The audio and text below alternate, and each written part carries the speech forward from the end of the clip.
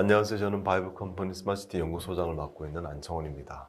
디지털 전환의 총화, 디지털 트윈이라는 제목으로 강의를 하고 있습니다. 오늘은 그 네 번째로 새로운 방법론으로 등장하고 있는 인디비주얼 레벨 모델링에 대해서 말씀을 드리고자 합니다. 우리가 흔히 현실을 설명하기 위해서 두 가지 기법을 쓰기도 합니다. 데이터 기반의 두 가지 기법을 씁니다. 하나는 통계적 방법론이고요. 하나는 이처럼 에이전트 기반의 모델링 방법론을 병용해서 쓰고 있습니다. 에이전트 베이스드 모델링이라고 얘기를 하기도 하고요. 지금 여기 제목에 나와 있는 것처럼 인디비주얼 레벨 모델링이라고도 합니다. 어떤 시스템을 구성하고 있는 가장 작은 구성 단위로 우리가 에이전트로 개념화하고 모델링하는 방법이라고 보시면 될 것 같습니다. 바텀업 형식의 모델링이라고도 얘기를 하고 있고, 이것이 우리가 대상으로 하고 있는 시스템을 가장 자연스럽게 표현하는 방식이라고 인정이 되고 있기도 합니다.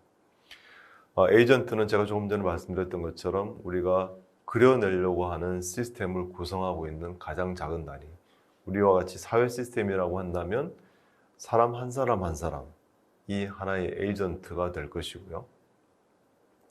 그 다음에 생물 시스템이라고 한다면 그 생물계에 속해 있는 새 한 마리 한 마리, 또 물고기 한 마리 한 마리를 에이전트라고 얘기할 수 있습니다.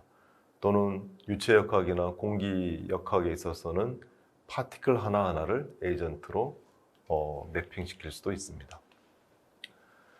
자, 우리가 왜 인디비주얼 레벨 모델링에 주목하느냐? 우리가 그 시스템을 구성하고 있는 가장 기본 단위를 가지고 모델링을 하게 되면 우리가 전혀 예상하지 못했던 현상을 재현할 수 있습니다. 우리가 그 모형에서 한 번도 가정하지 않았던 현상들을 이 개별 에이전트와 에이전트 사이의 상호작용으로 만들어낼 수 있는 것을 몇 가지 우리가 과거의 연구나 실험을 통해서 알게 되었습니다. 자, 우리가 자연에도 보면 여기 이해하지 못하는 현상들이 상당히 많이 있습니다. 지금 그림에 보면 집처럼, 건축물처럼 보이는 게 있는데, 이것은 아프리카 지역에 살고 있는 흰 개미가 지은 개미집입니다. 자, 개미 한 마리 한 마리가 이러한 구조물에 대한 도면을 갖고 있지 않죠. 이 건물을 어떻게 지으면 될 거다라는 지식을 갖고 있다라고 제가 기대하기는 힘듭니다. 하지만 개미 한 마리 한 마리의 상호작용에 의해서 이런 집들은 만들어지게 되어 있고요. 만들어지고 있고, 우리는 그 구조물의 훌륭한 특성을 본따서 인간이 만드는 구조물에 적용을 하기도 합니다. 이렇게 끝이 뾰족하게 지붕을 높이 만들어 놓게 되면 그 안에는 대류 현상이 생겨서 뜨거운 공기는 위로 올라가고 밑에는 굉장히 서늘하고 쾌적한 공기가 남는다고 합니다. 자, 이와 같은 구조물들의 힌트를 얻어 사람이 지은 건물들도 굉장히 천장이 높은 건물에 들어가게 되면 따로 냉방시설을 가동하지 않아도 그 사람이 주거하는 공간, 그 높이의 공간은 굉장히 쾌적한 것을 우리가 알 수 있게 되는 것이죠. 자, 이와 같이 개미 한 마리 한 마리는 굉장히 단순하게 행동을 할 텐데, 개미의 개체군이 갖고 있는 상호작용에서 우리가 전혀 예상하지 못하는 현상들이 나타납니다. 자, 개별 에이전트는 각각 독립적으로 움직이고요. 독립적으로 다른 에이전트와 상호작용을 주고받습니다. 우리는 개별 에이전트의 단순한 행동에 집중을 하게 되고요. 그러면 그 개인의 행태와 그 다음에 그 개인이 속한, 그 개체가 속한 그룹의 현상들을 이 시뮬레이션을 통해서 재현해 볼 수 있게 됩니다. 다시 말씀드리지만 이 ILM, 인디비주얼 레벨, 개인 레벨의 모델링은 어떤 사회 시스템을 표현하는 데 가장 자연스러운 방법입니다. 통계적인 방법에서 사용하는 변수들은 굉장히 자기적인 경우가 많지만, 이런 개체 단위로 우리가 모델링을 하게 되면 우리가 일상적으로 접하고 있는, 관찰하고 있는 개체의 행태 그대로를 자연스럽게 묘사하기 때문에 굉장히 자연스럽게 모델링하는 방법이라고 얘기할 수 있습니다. 그리고 이 시스템의 동적인 상황들을 시간의 변화에 따라 추적하고 기록하고 또 시뮬레이션을 통해서 탐색해 볼 수가 있습니다. 그래서 물리적인 공간과 사회적인 과정 전체를 모두를 이 모델에 포함시킬 수 있고요. 그래서 환경과 그 환경에 대해서 각 개체들이 어떻게 반응하는지를 모두 다 담아낼 수 있습니다. 그리고 에이전트를 어떤 수준에서 정의하느냐에 따라 또는 개별 개체 또는 어떤 그룹, 집단 모두 다 에이전트로 표시할 수 있기 때문에 우리가 관찰하고자 하는 수준의 현상 또는 상호작용들을 모두 다 표현할 수가 있습니다. 근데 약점이 있습니다. 여러분 아시겠지만 우리가 살고 있는 사회를 사람을 단위 단위로 해서 에이전트로 만든다고 한다면 대한민국은 5천만 개 이상의 에이전트가 필요하죠. 자연인뿐만이 아니라 법인, 또 회사, 여러 가지 조직, 그룹 이런 것들을 다 에이전트로 다 대응을 해서 만든다고 한다면 에이전트의 숫자가 1억 개는 훌쩍 넘어갈 겁니다. 각각의 에이전트가 역사적인 상황들을 기록을 해야 되기 때문에 각각의 에이전트 가져야 하는 메모리의 크기, 그리고 각각의 에이전트가 각각 개별적인 룰을 가지고 행동하게 만들어야 되기 때문에 그와 같은 룰들을 다 표시한다고 한다면 이 컴퓨터로 계산을 해야 되는 양, 그리고 저장을 해야 되는 메모리의 양들이 기하급수적으로 늘어나게 될 겁니다.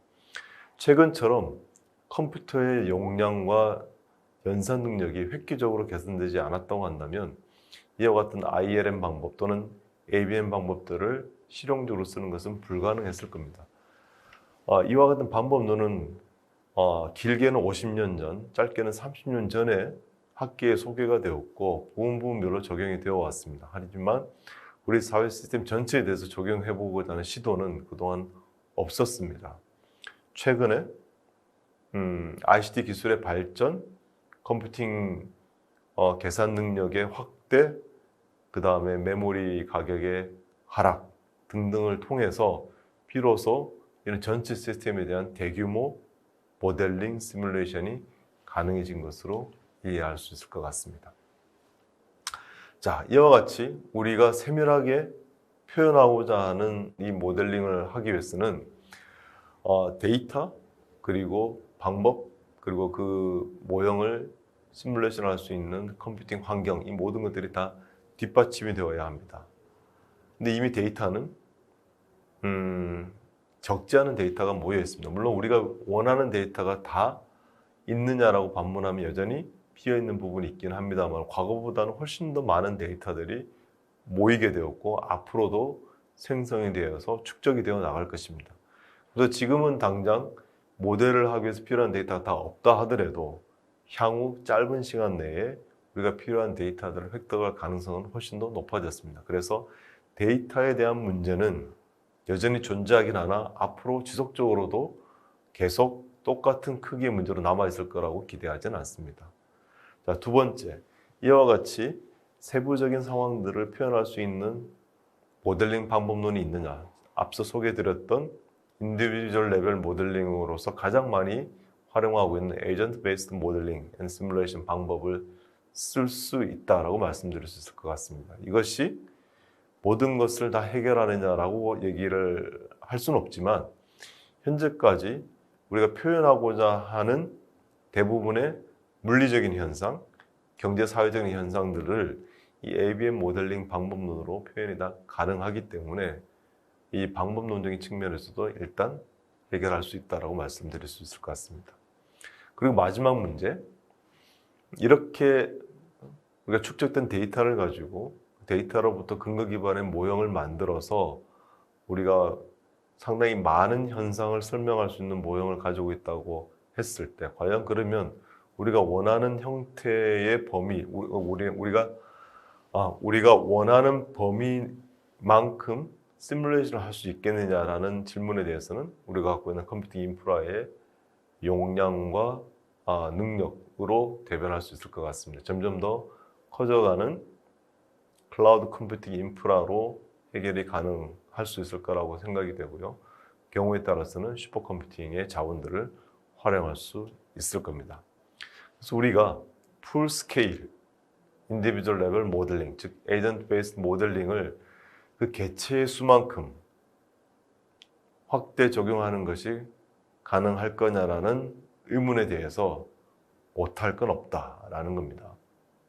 이미 데이터는 많이 확보가 되어 있고 앞으로도 확보가 될 것이기 때문에 데이터에 대한 문제는 없어질 것이고, 방법론도 현재 우리가 갖고 있는 ABM 방법론을 가지고 마이크로 스케일, 메저 스케일, 매크로 스케일의 모델을 확보하게 된다고 한다면 우리가 표현하고자 하는 또는 재현하고자 하는 모형들을 확보할 수 있게 될 것이고, 그 모형이 확보가 되면 시뮬레이션 할 수 있는 환경으로 이미 보편화된 클라우드 컴퓨팅 인프라를 활용할 수 있게 된다는 것이죠. 그러면 우리가 실제 현실에 대해서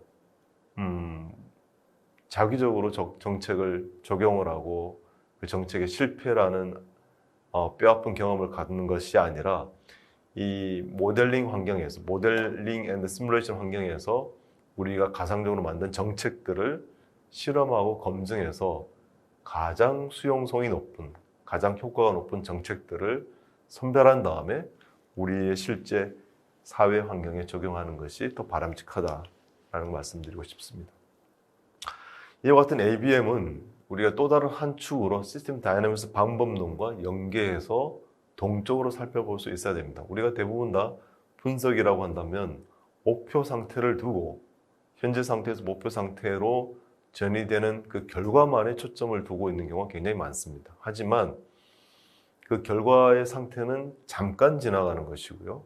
그 결과의 상태에 도달하기까지 지난한 과정, 그 과정 속에 어떤 일들이 일어나고 그 시점마다 우리가 어떤 대책을 추가적으로 정밀하게 적용해야 되는지를 알아보기 위해서는 시간의 흐름에 따라 동적인 변화를 반드시 살펴보아야 합니다. 그러기 위해서는 시스템 다이내믹스 방법들이 같이 병행이 되어야 되는 것이죠.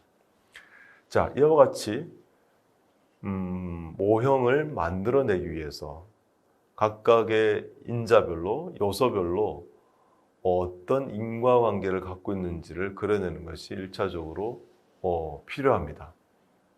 지금 이 그림 굉장히 복잡하게 보이시죠? 이 그림은 비만이라는 현상에 대해서 영향을 미치는 요인들을 쭉 식별해 놓았고, 각각의 요인들이 다른 요인들에게 어떤 영향을 미치는지에 대한 인과지도를 만들어 놓은 것입니다. 비만 결코 작은, 쉬운 문제가 아닙니다. 하지만 그렇다고 해서 우리 사회 문제에 대비해서 그만큼의 규모로 큰 문제라고 얘기할 수는 없죠.